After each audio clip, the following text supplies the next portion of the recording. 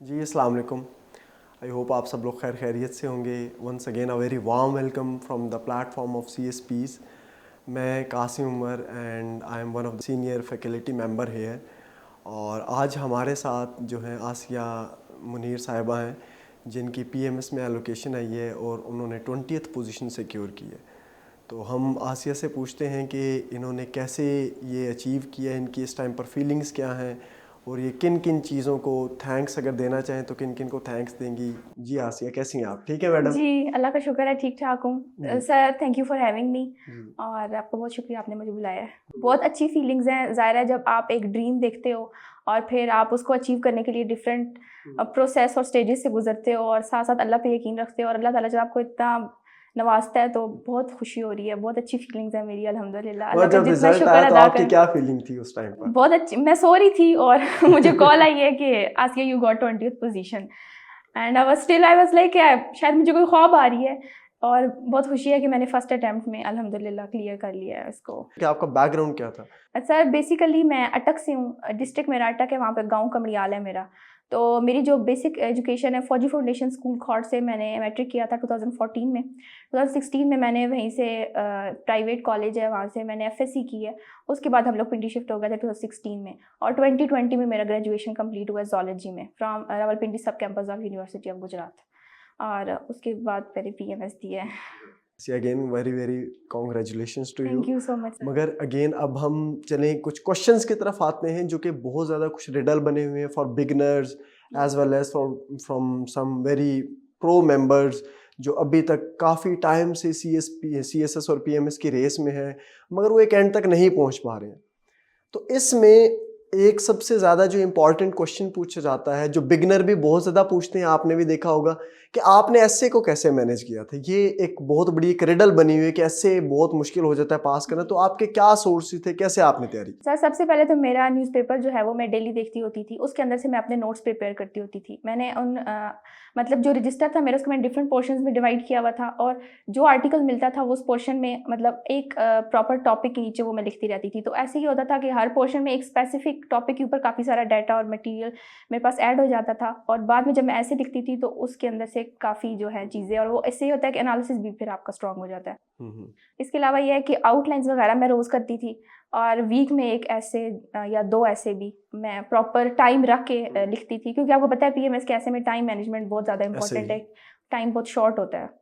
ऐसे ये एक बड़ा मसला समझा जाता है कि लोग कहते हैं कि जी 50-50 ऐसे लिखें महीने में, आप दिन में 2 ऐसे नहीं लिखेंगे तो पास होंगे। तो इसमें आप क्या करते थे कि आउटलाइंस ही बनाती थी या हफ्ते में एक ऐसे लिखती थी, आउटलाइंस डेली बनाती थी, जी, जी, इसके क्या? आउटलाइंस मैं इसलिए डेली बनानी थी ताकि मुझे पता चले कि जो स्टेटमेंट है उसको कैसे कैसे अच्छे से समझना है और उसके ऊपर आप कैसे होना चाहिए, बजाय इसके कि आप इतने बड़े-बड़े एसेस लिखते हो और आपको पता ही ना हो कि आप उसके अंदर क्या लिख रहे हैं। बिल्कुल और एग्जैक्टली। ये है कि आपकी बेस जो आपकी ग्रामेटिकल एरर्स है वो मिनिमम होने चाहिए ताकि जो पढ़े उसको मतलब ये जो बेसिक गलतियाँ होती हैं वो ना हो आपके तो ऐसे इसी में। में बिगिनर लेवल के ऊपर आप क्या सजेस्ट करेंगे? ये तो चले जो एडवांस लेवल पे है ना, जो अभी तैयारी कर रहे हैं and PMS is just around the corner, आपने देखा है अभी थोड़े टाइम बाद हाँ जी, PMS के बिल्कुल। एग्जाम हो जाना है। तो आप क्या समझती हैं कि इस लेवल के ऊपर अभी जो बिगिनर लेवल है, जिन्होंने अभी स्टार्ट किया प्रिपरेशन, उनके लिए आपका क्या, आप कैसे कहेंगे कैसे सब स्टार्ट किया स्टेप जाए? बाय स्टेप ही जा रहा है, हर चीज़ को आपको लेके चलना होता है। इसके अंदर जैसे प्रेसी का पेपर आता है तो उसके अंदर कुछ चीज़ें हैं जैसे एक्टिव, पैसिव, डायरेक्ट, इनडायरेक्ट हो गया तो इनके बिल्कुल रूल्स हैं। तो ये जो बेसिक्स हैं ये आपकी स्ट्रॉन्ग होनी चाहिए ताकि बाद में आपको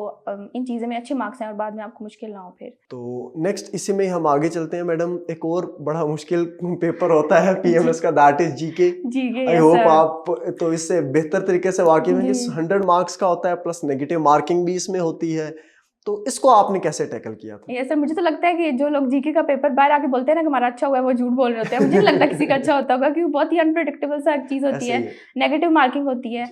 तो मेरा ये था कि मैंने जो PPSC ने सिलेबस दिया हुआ है जीके का PMS में तो उसको हर टॉपिक को थॉरली मैंने कवर किया। ठीक है। पास्ट पेपर एनालाइज करते हैं तो आपको पता चल जाता है कि कितने पोर्शन कौन-कौन सा सब्जेक्ट कितने आया हुआ है मतलब कितने डिवाइड हुए हुए हैं।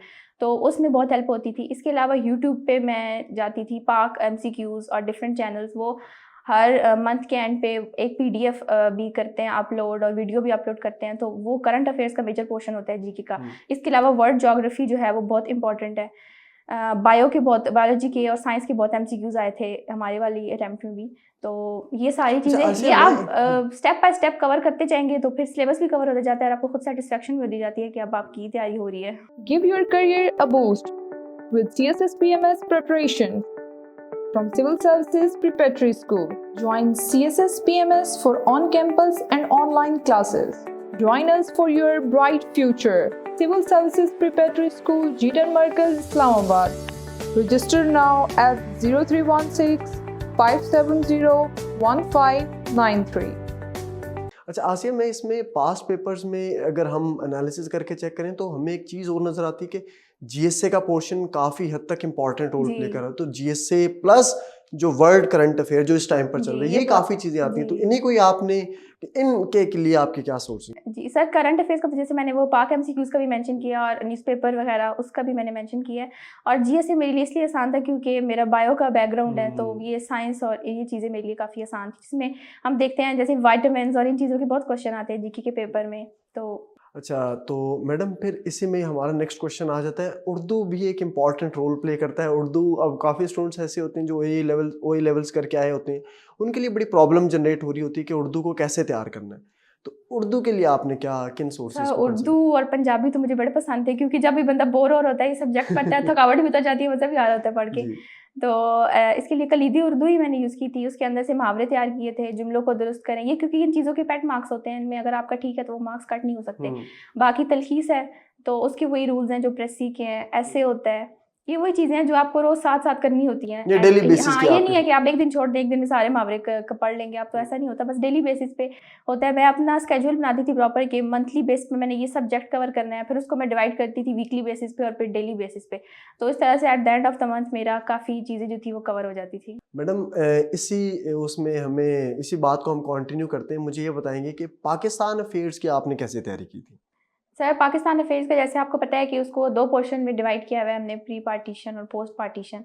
तो प्री पार्टीशन को मैंने तैयार किया था, उसके अंदर अलग-अलग टॉपिक्स को देख के और फिर पास्ट पेपर को एनालाइज़ करके पता चलता है कि पीएमएस में काफ़ी पोर्शन जो है वो प्री पार्टीशन से आता है। इसके अलावा अगर हम पोस्ट पार्टीशन को देखें तो उसके अंदर फिर ये कॉन्स्टिट्यूशन और ये सारी चीज़ें जो हैं, ये बहुत ज़्यादा इंपॉर्टेंट हैं। फिर करंट अफेयर्स के अंदर सोशल प्रॉब्लम्स पाकिस्तान के, ये सारी चीज़ें जो हैं इनको मैं साथ-साथ लेके चली थी। इसके अलावा ट्रैक टू पाकिस्तान बुक है, वहाँ से मैंने अपने नोट्स बनाए थे। एक हामिद खान की बुक है, वहाँ से मैंने अपने नोट्स बनाए थे।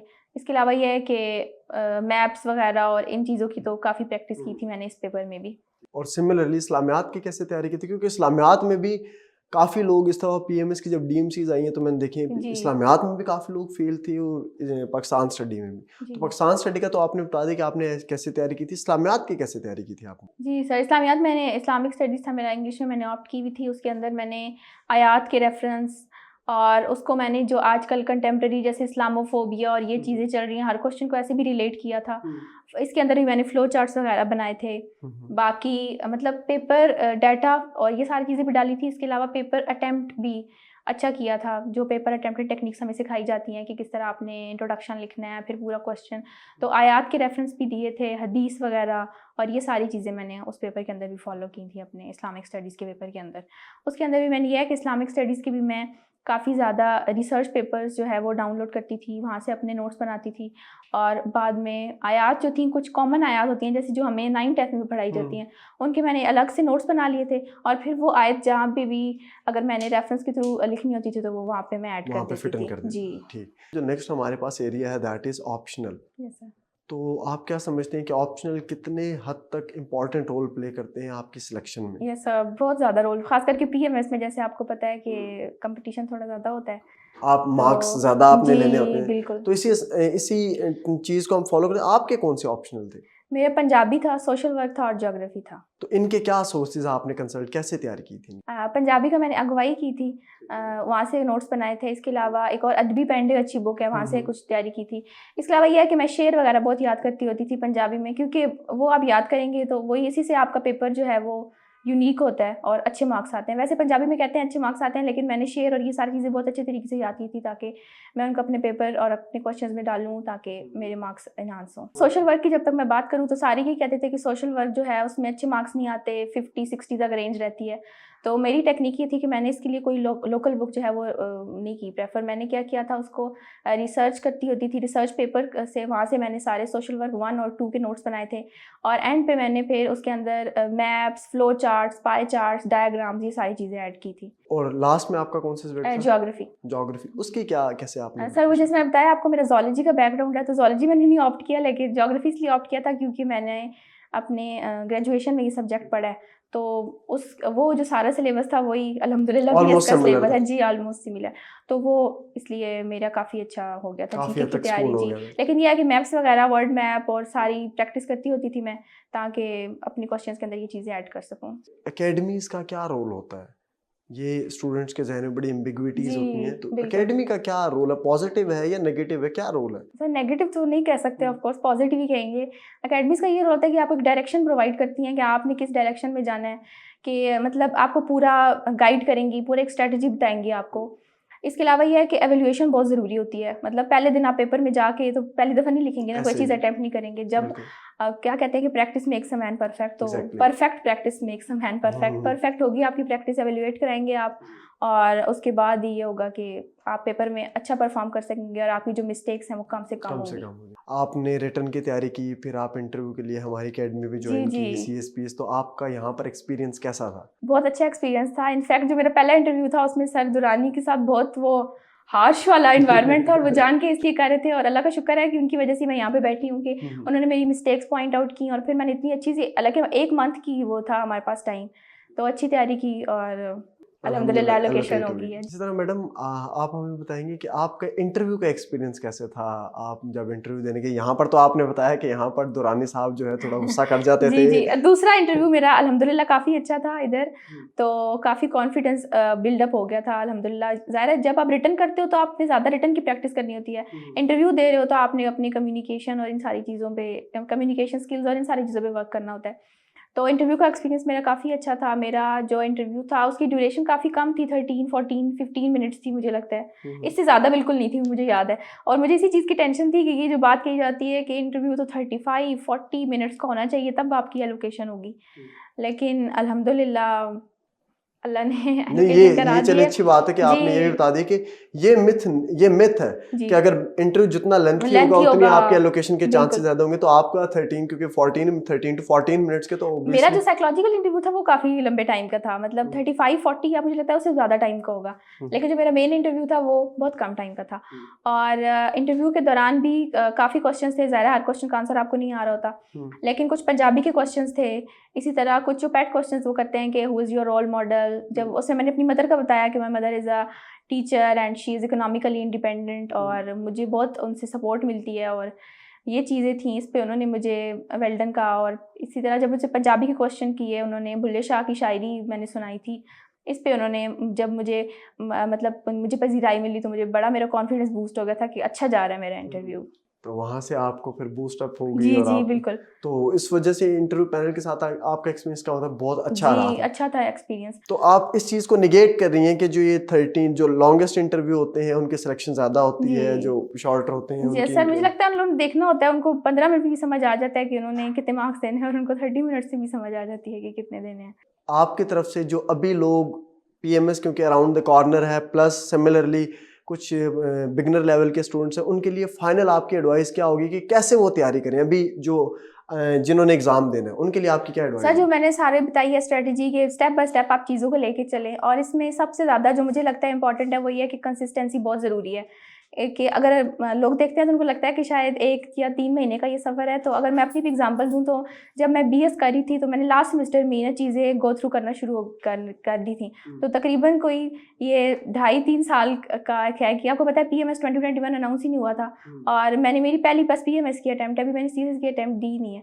तो यह है कि वो इतनी कंसिस्टेंट रह के अच्छी तैयारी बार बार रिवीजन करके, तो ज़ाहिर है और स्टेप बाय स्टेप, ये भी इसका मतलब ये भी है कि जब आप रिटर्न पे फोकस कर रहे हैं तो आप रिटर्न पे अच्छे तरीके से फोकस करें, ताकि बाद में आपको ये भी हो कॉन्फिडेंट हो कि आपकी एलोकेशन होगी, आपके रिटर्न में अच्छे मार्क्स होंगे, क्योंकि आप हर चीज़ को अच्छे तरीके से लेके चले हैं।